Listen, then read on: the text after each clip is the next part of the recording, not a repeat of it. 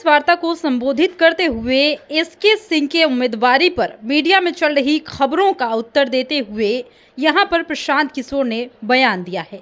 जी हां, उन्होंने कहा कि वो सेना में वाइस चीफ रहे हैं। उनके मतदाता सूची में उनके नाम को लेकर जिला प्रशासन ने सवाल उठाया है। उनका कहना है कि इलेक्शन कमीशन के रूल बुक के हिसाब से भले ही नागरिक बिहार का हो, लेकिन बिहार के किसी भी विधानसभा क्षेत्र में अगर मतदाता के तौर पर किसी इंसान का नाम रजिस्टर्ड नहीं है तो वो चुनाव नहीं लड़ सकता। प्रशांत किशोर ने इसको समझाते हुए किस तरीके से अपने बातों को रखा है और तमाम मसलों पर जवाब दिया है, वो आप सुनिए। लेफ्टिनेंट जनरल एसके सिंह जो सेना में वाइस चीफ रहे हैं, उनके इलेक्टोरल रोल के नाम को लेकर जिला प्रशासन ने बात उठाई है।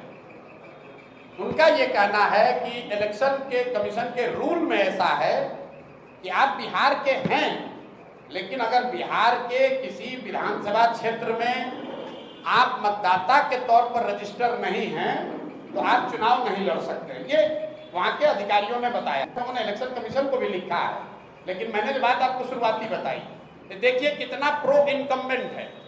जो लड़का करण तिवारी का देश का वाइस चीफ बना आर्मी का, जो सेना को लीड किया सियाचिन में, जो सेना को लीड किया ऑपरेशन पराक्रम में, उस आदमी को वो अपना इलेक्ट्रिसिटी बिल है, उसका जमीन है, घर है तरारी में, लेकिन एक रूल बनाकर कह रहे हैं कि नहीं, इनको चुनाव नहीं लड़ने दिया जाएगा क्योंकि तरारी के इनका वोटर लिस्ट में इनका नाम नहीं है।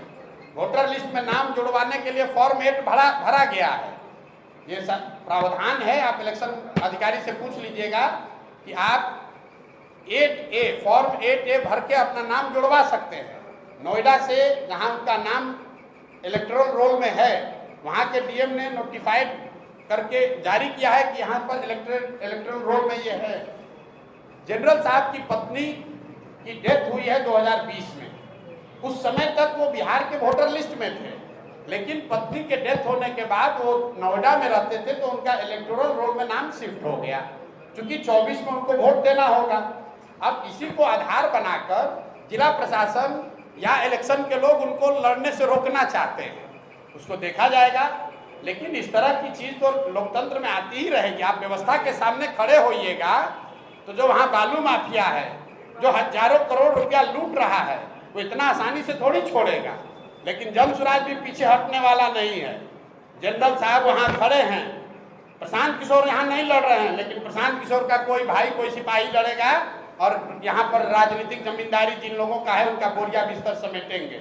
उसी तरीके से तरारी से देश का इतना बड़ा जनरल बिहार का लड़का वहाँ से भूमि और बालू माफियाओं को उखाड़ कर फेंकेंगे ही फेंकेंगे। अगर उनको नहीं लड़ने दिया तो कोई वहाँ तरारी का लड़का लड़ेगा, लेकिन लड़ेगा जरूर। हम लोग पीछे नहीं हटेंगे। ये नहीं कहेंगे कि हमारा नामांकन कैंसिल हो गया। हम लोग लगे हुए हैं। कल या परसों तक निर्णय इलेक्शन कमीशन दिल्ली को देना है कि उनको लड़ने की अनुमति दी जाएगी कि नहीं।